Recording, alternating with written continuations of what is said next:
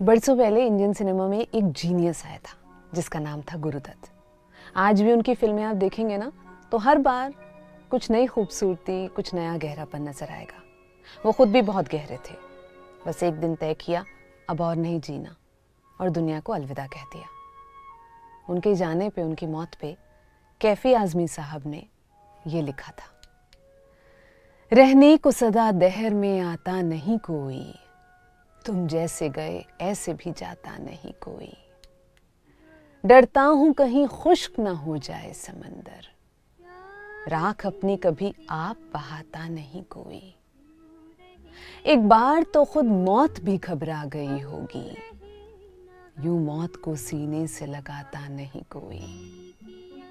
माना कि उजालों ने तुम्हें दाग दिए थे, बेरात ढले शम्मा बुझाता नहीं कोई।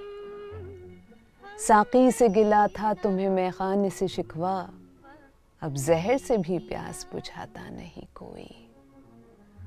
हर सुबह हिला देता था जंजीर जमाना, क्यों आज दीवाने को जगाता नहीं कोई।